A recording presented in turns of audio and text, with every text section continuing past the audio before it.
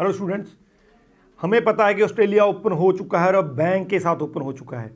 उन्होंने international students को attract करने के लिए कई फैसिलिटीज़ दे रखी हैं। पहली, आपको अनलिमिटेड वर्किंग आवर वहाँ पे मिल सकते हैं, वर्किंग आवर जो आप पार्ट टाइम जॉब करते हैं। इसके अलावा जो पोस्ट स्टडी वर्क है उसको 2 से 3 साल कर दिया गया है। और सबसे लेटेस्ट जो है वो आपकी जो एम्बेसी फीस है अगले 8 हफ्तों के लिए वेव ऑफ कर दी गई है। आपको कोई एम्बेसी फीस नहीं देनी है अगर इस टाइम पे आप अप्लाई करते हैं। तो ये फैसिलिटीज़ दी हैं, इसीलिए ऑस्ट्रेलिया स्टूडेंट्स जाना चाहते हैं इस टाइम पे। तो इस वीडियो में ऑस्ट्रेलिया का वीज़ा प्रोसेस समझेंगे, क्योंकि काफ़ी स्टूडेंट्स को अभी तक वीज़ा प्रोसेस ही नहीं पता है। आपको ये वीज़ा आपको बहुत इंपॉर्टेंट है, क्योंकि जब आपने ऑस्ट्रेलिया अप्लाई करना है तो कम से कम आपको वीज़ा प्रोसेस या इन बातों का पता होना चाहिए ताकि आप अपने सही डिसीजन ले सकें। तो इस वीडियो में डिटेल में वीज़ा प्रोसेस में जितने भी स्टेप है वो मैं डिटेल में बताऊंगा। वीडियो को एंड तक देखिएगा, लेकिन उससे पहले हमारा यूट्यूब चैनल जरूर सब्सक्राइब कर लीजिएगा, क्योंकि इस पर आपको ऐसी ही इन्फॉर्मेटिव वीडियोस देखने को मिलती हैं।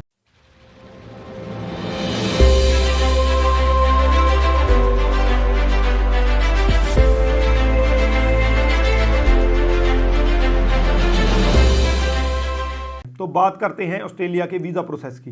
हालांकि ऑस्ट्रेलिया का जो वीज़ा प्रोसेस है जब कनाडा से हम कंपेयर करते हैं तो काफ़ी ज़्यादा कॉम्प्लेक्स है। कनाडा का वीज़ा प्रोसेस इजी है, इसमें ज़्यादा स्टेप हैं ऑस्ट्रेलिया में, और कॉम्प्लिकेटेड भी हैं क्योंकि यहाँ पे फंड शो करने पड़ते हैं, फाइनेंशियल सही होने चाहिए। तो one by one step by step जानते हैं ऑस्ट्रेलिया का वीज़ा प्रोसेस। सबसे पहला स्टेप, आपका कंडीशनल ऑफर लेटर अप्लाई होता है। आप डॉक्यूमेंट जो है आपके यूनिवर्सिटी को जाते हैं, कोर्स आपका बता दिया जाता है, उसके बाद यूनिवर्सिटी आपको कंडीशनल ऑफर लेटर इशू करती है।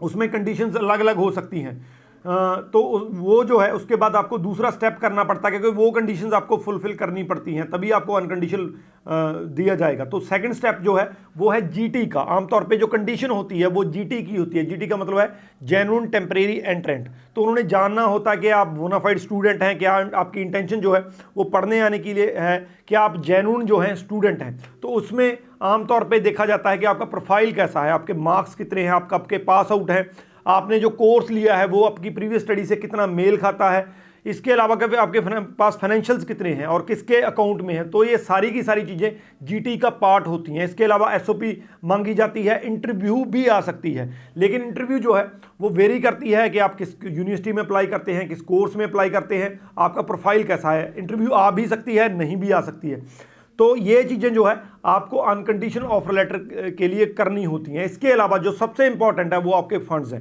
फंड्स में एक तो आपने अपने स्पॉन्सर के अकाउंट में जो है वो फंड्स दिखाने हैं। आमतौर पे जो फंड्स हैं मैं मोटे मोटे बता देता हूं, लेकिन इस पे मैं अलग से वीडियो बना दूंगा क्योंकि ये लंबा हो जाएगा। तो फंड्स जो है आपका अगर 6 मंथ की फीस पे करते हैं तो आपको मोटा मोटा जो है 20 से 25 लाख रुपया दिखाना है। अगर आप 1 साल की फीस पे करते हैं तो 15 लाख के फंड आपको दिखाने होते हैं। फंड जो है उसकी मोड एफडी हो सकती है, सेविंग हो सकते हैं, ये सारी चीज़ें हो सकती हैं। पीपीएफ जीपीएफ इसमें नहीं चलता है, तो ये फंड्स आपको दिखाने हैं। इसके अलावा जो फीस है वो फंड्स में आप नहीं पे कर सकते हैं, वो आपको एक्स्ट्रा से पे करनी पड़ती है। तो ये सारी कंडीशंस जब आप पूरी कर देते हैं, यूनिवर्सिटी सेटिस्फाई हो जाती है, तो वो आपको अनकंडीशनल ऑफर लेटर इशू करते हैं। अनकंडीशनल ऑफर लेटर पे सारी चीज़ें आपको लिखी होती हैं। अगर आपकी कोई स्कॉलरशिप लगी है, क्योंकि ऑस्ट्रेलिया में बहुत सी यूनिवर्सिटीज़ स्कॉलरशिप देती हैं, तो कोई स्कॉलरशिप अगर आपको मिली है तो वो भी उसमें मेंशन होती है। उसमें आपका जो है कितना ड्यूरेशन है आपके प्रोग्राम की, फ़ीस कितनी है, कितनी आपको पे करनी है, तो ये सारी की सारी चीज़ें आपके अनकंडीशनल ऑफर लेटर में लिखी होती हैं। अनकंडीशनल ऑफर लेटर एक बड़ा पार्ट है, क्योंकि बहुत से स्टूडेंट्स जीटी क्लियर नहीं कर पाते हैं, इसीलिए उन्हें अनकंडीशनल ऑफर लेटर नहीं मिलता है। तो अनकंडीशनल ऑफर जब आपको मिल गया तो कहीं ना कहीं पे 70% 80% आपका काम हो चुका है वीज़ा प्रोसेस का। तो अनकंडीशनल ऑफर लेटर के बाद आपको फ़ीस डिपॉजिट करनी है। ये बहुत इंटरेस्टिंग है, क्योंकि कनाडा में हम फीस जब आपका जो ऑफर लेटर आ जाता है साथ के साथ आप फीस डिपॉजिट कर सकते हैं, लेकिन ऑस्ट्रेलिया में सारे का सारा process SOP, interview, GT clear करने के बाद आपको जो है फीस डिपॉजिट करनी होती है। तो यहाँ पे आप फीस डिपॉजिट करनी है आपको। आमतौर पे मोस्टली यूनिवर्सिटी जो है वो आप 6 मंथ की फीस भी पे कर सकते हैं, लेकिन कई यूनिवर्सिटी जो है वो 1 साल की फीस ही मांगती हैं। तो आप पहले देख कर चलिए जिस यूनिवर्सिटी में आप अप्लाई कर रहे हैं, अगर आपने 6 मंथ की फीस पे करनी है तो वो क्या 6 मंथ की फीस आपको अलाउ करती है, तो 6 मंथ की फीस आप पे कर सकते हैं। मोटा मोटा फीस स्ट्रक्चर बता देता हूँ। अगर यूजी के लिए जा रहे हैं, यानी कि आप बैचलर के लिए जा रहे हैं, तो आपकी फीस 20 to 25,000 ऑस्ट्रेलियन डॉलर हो सकती है। अगर आप पीजी के लिए जा रहे हैं यानी कि मास्टर्स के लिए जा रहे हैं तो आपकी फ़ीस 25 से 30,000 ऑस्ट्रेलियन डॉलर हो सकती है। तो ये फ़ीस है। मोटा मोटा अगर इंडियन रुपीज़ की बात करें तो 12 से 14 लाख रुपए आपकी फ़ीस हो सकती है, जिसमें 6 मंथ की फ़ीस आप पे कर सकते हैं। तो आप उसके बाद फ़ीस डिपॉजिट करते हैं। फ़ीस डिपॉजिट होने के बाद आपकी COE इशू होती है, जिसको कन्फर्मेशन ऑफ एनरोलमेंट कहा जाता है। तो ये सबसे इंपॉर्टेंट पार्ट है आपके वीज़ा का। वीज़ा एप्लीकेशन में COE आपका सबसे बड़ा पार्ट होती है। जैसे कनाडा में उसको LOA बोल देते हैं, UK में उसको कैश लेटर बोल देते हैं, तो यहाँ पे COE वो आपको इशू करते हैं। जब आपकी COE आ जाती है तो आपका 90% जो है वो सारा हो चुका है। इसके बाद सिर्फ जो है फाइल लॉजमेंट बाकी है, तो आप उसके बाद फाइल लॉज करते हैं, IME अकाउंट बनता है आपका। इसके अलावा मेडिकल है। मेडिकल आप जो है जैसे कनाडा का प्रोसेस है वैसा ही है। बेसिकली मेडिकल का जो है अराउंड जो 4,000 आपको खर्चा लगता है। उसके बाद आपकी फ़ाइल जो है आप लॉज कर सकते हैं।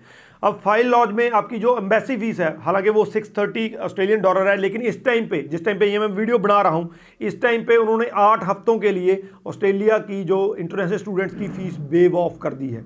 तो इस टाइम पे अगर आप अप्लाई करते हैं इन 8 हफ्तों में तो आपको कोई भी एम्बेसी फीस नहीं देनी है। ये बहुत बड़ी है।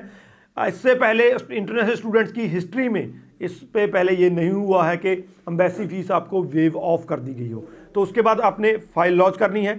अगर प्रोसेसिंग की बात करें तो ऑस्ट्रेलिया का जो प्रोसेस है वो 15 दिन से लेकर 1 महीने का हो सकता है। With in that time period आपका जो है वीज़ा या रिजल्ट आ जाता है। तो ये है step by step process Australia का, कंडीशनल ऑफर लेटर से लेकर जब आपका वीज़ा आता है। इसमें 2-3 चीज़ें हैं मैं जो आपको बता देता हूँ कि आपने खास ख्याल रखना है। जो फंड्स हैं मैंने बताए, वो फंड्स आपके कई यूनिवर्सिटीज़ 1 मंथ ओल्ड मांगती हैं, तो लेकिन ज़्यादातर जो यूनिवर्सिटीज़ हैं वो 3 मंथ्स ओल्ड फंड मांगती हैं। और इसके अलावा जब आप अप्लाई करते हैं तो आप इस चीज़ का ख्याल रखिए कि आपकी जो यूनिवर्सिटी है वो लेवल 1 की है कि लेवल 2 की है। लेवल 1 की यूनिवर्सिटी जो है उनकी कंडीशंस ज़्यादा होती हैं, लेकिन उसमें वीज़ा चांसेस बहुत ज़्यादा होते हैं। लेवल 1 की यूनिवर्सिटी का वीज़ा अगर उन्होंने COE दे दी तो ऑलमोस्ट वो फाइनल होता है, आपका वीज़ा आ जाता है। लेवल 2 की यूनिवर्सिटीज़ भी बहुत बढ़िया है, थोड़ी सी फीस लेवल 1 के से उनकी कम होती है और उनकी जो रिक्वायरमेंट्स हैं वो भी कहीं ना कहीं पे थोड़ी सी लीनियंट होती हैं। तो लेवल को आपको समझना होगा। इसके अलावा टाइम टू टाइम इन चीज़ों को क्लियर करने के लिए मैं वीडियो बनाता रहूँगा। अब ऑस्ट्रेलिया की आपको सारी की सारी डिटेल में इन्फॉर्मेशन देंगे।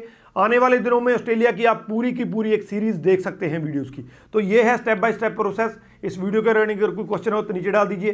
राजवीर चहल, थैंक यू सो मच।